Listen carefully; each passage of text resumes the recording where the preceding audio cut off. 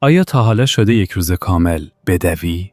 بدوی تا جایی که حتی نفست هم بهت التماس کنه که بایستی؟ اما شب، وقتی چراغ‌ها خاموش میشن، یه حس عجیب، آروم اما سنگین روی سینت بشینه، حسی که نمیذاره راحت بخوابی. نه به خاطر خستگی، بلکه به خاطر یه سوال ترسناک. پس چرا هنوز به جایی نرسیدم؟ تو کار کردی، زحمت کشیدی، اما انگار پولت همیشه یه قدم ازت جلوتره. هرچی میدویی نمیرسی. هرچی تلاش میکنی فقط خسته تر میشی. و بدتر از همه اینه که هیچ کس جواب درستی نداره. روزی روزگاری در شهری که شبهاش همیشه بیدارتر از روزهاش بود، مردی زندگی میکرد به نام کاوه. کاوه 33 ساله بود، نه فقیر به حساب میومد نه موفق. اون وسط یه جایی گیر کرده بود که همه تجربهش میکنن، زندگی درجا. کاوه هر روز قبل از شهر بیدار میشد و میرفت سر کار، هر کاری که پول بیاره. اما مثل کسی که توی یه دایره میدوه، وقتی میایستاد میدید هنوز همونجاست. کاوه یه دفترچه داشت پر از عدد، هر شب دخت و خرجش رو مینوشت. اولش با امید شروع کرده بود، اما بعد مدتی اون دفترچه تبدیل شد به یه آینه که یه حقیقت تلخ رو نشون میداد. تو داری فقط زنده میمونی، نه اینکه جلو بری. یه شب در تاریکی نشست و زیر لب گفت من دارم اشتباه میکنم. این اولین بار بود که به جای قانع کردن خودش به خودش شک کرد و این شروع همه چیز بود. فردای اون شب ذهن کاوه ساکت نبود. هر کاری میکرد یه صدای آروم توی سرش میگفت این همون راهیه که میخوای؟ روز سوم کاوه وسط کار مکث کرد. دستش روی کیبورد خشک شد. آروم زیر لب گفت اگه این راه اشتباهه، پس چرا همه دارن همین کارو میکنن؟ این سوال خطرناکی بود، چون ذهن خیلی ها همینجا قفل میشه که اگه بقیه دارن همینو میرن، پس حتما درسته. یه عصر خسته کننده، قدمهاش مسیر دیگه ای رو انتخاب کردن. به یه کوچه قدیمی رسید و مغازه‌ای که روش نوشته بود تعمیرگاه اشیای شکسته. وارد شد. پشت یه میز چوبی پیرمردی آروم نشسته بود. پیرمرد نگاهش کرد و گفت آدم‌ها وقتی به اینجا میان یا چیزی شکسته دارن یا خودشون شکستن. هیچ کس فقط رد نمیشه. پیرمرد به صندلی اشاره کرد. بشین و بگو چی شکسته. کاوه گفت فکر میکنم مسیرم، چون دارم میدوم ولی نمیرسم. پیرمرد جلو خم شد و گفت پس وقتشه یه چیزو بفهمی. دویدن هیچ تضمینی برای رسیدن نیست. پیرمرد گفت من هم یه زمانی مثل تو میدویدم. کار داشتم، پول داشتم، اما هر شب یه حس خالی همه چی رو میبلید. تا اینکه ایستادم و فهمیدم تمام این سالها فقط سریعتر از بقیه در مسیر اشتباه میدویدم. او به یه ساعت شکسته اشاره کرد. اگه این ساعت خراب باشه، فرقی میکنه چقدر سریع کار کنه؟ زندگی خیلی از آدم‌ها همینه. فقط سریعتر خراب میشند. بعد مرد کمی جلو خم شد. از بین وسایل قدیمی یه چیز عجیب برداشت. یه تکه فلز ساده و یه تکه چوب خشک. گذاشت جلوی کاوه. گفت میخوای بدونی چرا هرچی میدوی به پول نمیرسی؟ این چوب نماینده زمانته و این فلز نماینده پول. کاوه با تعجب نگاه کرد. پیرمرد ادامه داد حالا یه کار ساده کن. هر بار که کار میکنی تصور کن داری از این چوب یه تکه میبری و در عوض یه تکه از این فلز میگیری. فرض کن یه روز کامل کار کردی. 10 تا تکه از چوبت کم شد و 10 تا تکه فلز گرفتی. فردا چی؟ کاوه گفت باز همون. پس فردا باز هم. پیرمرد با صدای آرومتر گفت و یه روز چوبت تموم میشه. اون روز دیگه حتی اگه بخوای هم نمیتونی کار کنی. و اگه تمام پولی که گرفتی فقط در ازای اون چوب بوده، چی برات میمونه؟ هیچی. مرد گفت این بازیه که الان توش هستی. تو داری زمانت رو میفروشی و در ازاش پول میگیری. اما هیچ وقت چیزی نمیسازی که بدون زمانت هم برات پول بیاره. کاوه آهسته گفت پس باید چی کار کنم؟ اینجا بود که پیرمرد برای اولین بار یه چیز واقعی داد دستش. از کشوی میز یه کاغذ ساده و یه خودکار در آورد. گذاشت جلوی کاوه. گفت این اولین قدمه. امشب برو خونه و فقط یه چیز بنویس. اگر فردا مجبور نباشم برای پول کار کنم، چه کاری رو انجام میدم؟ کاوه گفت همین؟ پیرمرد گفت نه. قسمت سختش اینه. باید صادق باشی. کاوه کاغذ رو برداشت. از مغازه بیرون اومد. اما این بار مثل قبل راه نمی رفت. اون سوال ساده مثل یه وزنه سنگین روی ذهنش افتاده بود. رسید خونه. چراغ رو روشن نکرد. همونطور در تاریکی نشست. فقط نور کمرنگ خیابون روی کاغذ افتاده بود. خودکار رو برداشت. چند ثانیه هیچی. دستش بالا رفت. اما ننوشت. چرا؟ چون میترسید جواب رو ببینه. نفس عمیقی کشید و بالاخره نوشت نمیدونم. خودش به اون جمله خیره شد. این جواب از هر جواب دیگه‌ای ترسناکتر بود. چون یعنی تمام این سالها داشته برای چیزی میدویده که حتی نمیدونه چیه. کاوه سرشو بین دستهاش گرفت. آروم گفت من واقعاً چی میخوام؟ هیچ جوابی نیومد و این بدترین قسمت ماجرا بود. چون خیلی ها فکر میکنن مشکلشون اینه که نمیرسن، اما مشکل واقعی اینه که اصلاً نمیدونن باید به چی برسن. چند دقیقه گذشت. کاوه دوباره خودکار رو برداشت. این بار با زور. نوشت شاید یه کار ساده. چشمهاشو بست و سعی کرد برای اولین بار بدون ترس فکر کنه. نه به پول، نه به نظر مردم، نه به ترس شکست. فقط به خودش. چند دقیقه گذشت. بعد آروم نوشت چیزی که بسازم. ادامه داد چیزی که مال خودم باشه. این دیگه یه جمله معمولی نبود. یه اعتراف بود.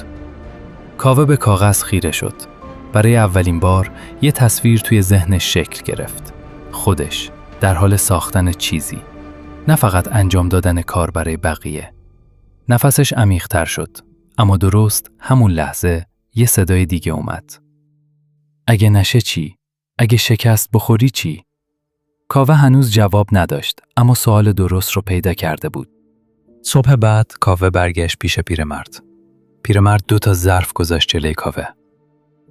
این ظرف پر زمان و انرژیته و این ظرف خالی زندگیه که میخوای بسازی. کاوه ساکت گوش میداد. مرد ادامه داد حالا تصور کن هر روز فقط میتونی از این آب چند لیوان برداری و باید تصمیم بگیری کجا بریزی. کاوه گفت خب میریزم تو کار برای پول. پیرمرد گفت دقیقاً کاری که الان میکنی. اما مشکل اینجاست. تو تمام آبت رو میریزی توی چیزی که فقط امروز رو نگه میداره، نه فردا رو میسازه. کاوه به ظرف خالی نگاه کرد. پیرمرد ادامه داد حالا یه سوال. آخرین باری که برای خودت چیزی ساختی کی بود؟ کاوه سریع جواب نداد. بعد از چند ثانیه گفت یادم نمیاد. پیرمرد آروم گفت پس معلومه چرا نمیرسی. تو هر روز داری انرژی میدی، اما نه به چیزی که مال خودته. داری زندگیت رو خرج میکنی برای ساختن زندگی بقیه. این جمله مستقیم خورد به قلب کاوه. پیرمرد ادامه داد میدونی فرق آدمی که همیشه میدوه با کسی که بالاخره میرسه چیه؟ اون دومی هر روز حتی کم برای خودش هم میسازه. یعنی حتی اگه روزی 10 ساعت کار میکنی، 1 ساعتشو فقط برای چیزی بذار که مال خودته. نه برای رئیس، نه برای حقوق، نه برای ترس، برای ساختن. کاوه شروع کرد. اون شب ننوشت بلکه فکر کرد. من چی بلدم؟ نوشت فروش، حرف زدن، متقاعد کردن. اینها دارایی‌هایی بودن که سالها داشت اما بهشون توجه نکرده بود. رفت کافه، لپتاپش رو باز کرد و شروع کرد به نوشتن درباره چیزی که بلد بود. 1 ساعت گذشت. وقتی بلند شد، پولی در نیاورده بود. اما خستگی ساختن رو حس می‌کرد، نه خستگی دویدن. چند هفته گذشت. کاوه هنوز همون آدم بود. همون کار، همون ساعتها. اما یه چیز فرق کرده بود. شبها. دیگه فقط خسته نمی‌شد، می‌ساخت. کم، آهسته، اما مداوم. بعضی شبها فقط 20 دقیقه، بعضی شبها حتی کمتر. اما مهم این بود. دیگه صفر نبود. و بعد یه اتفاق افتاد. یه پیام ساده. از همون آدمی که قبلا نوشته هاشو خونده بود.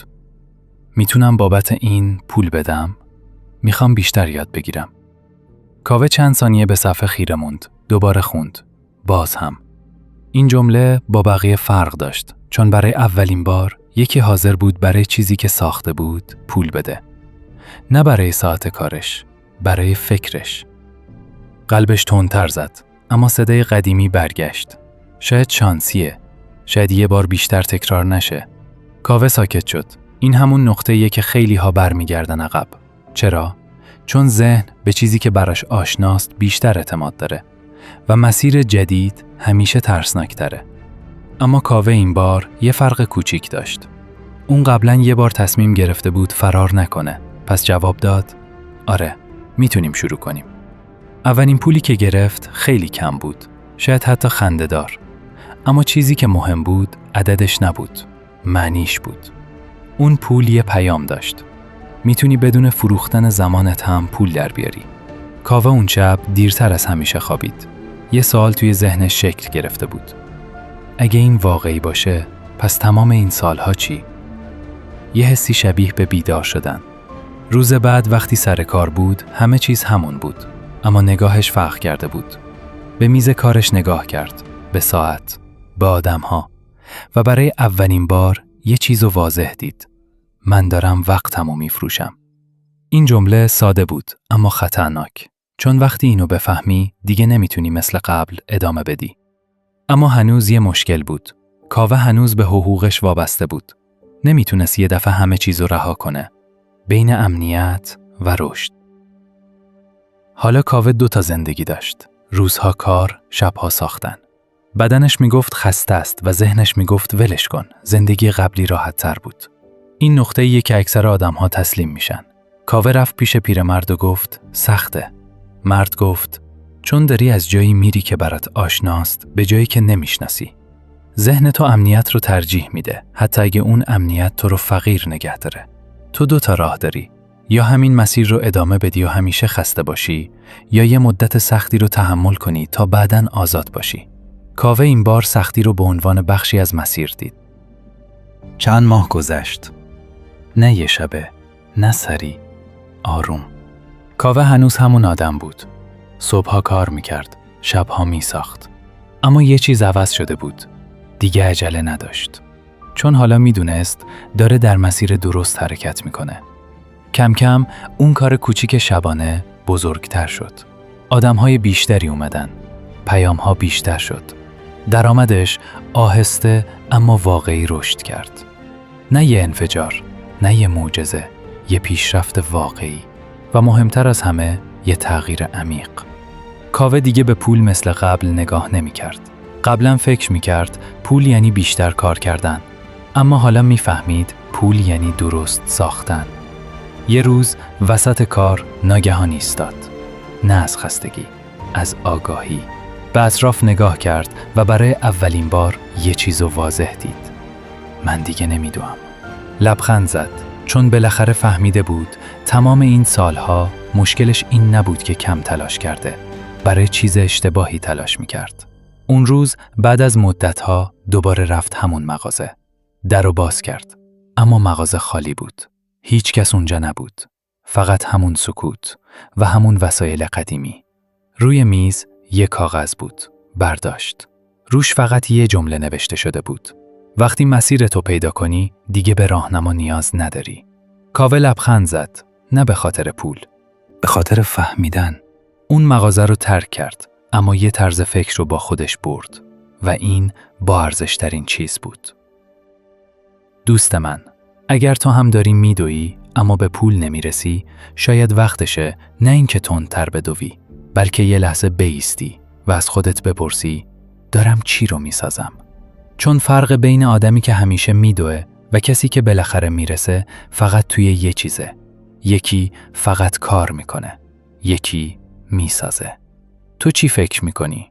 الان داری برای پول کار میکنی یا داری چیزی میسازی که یه روز برای تو کار کنه؟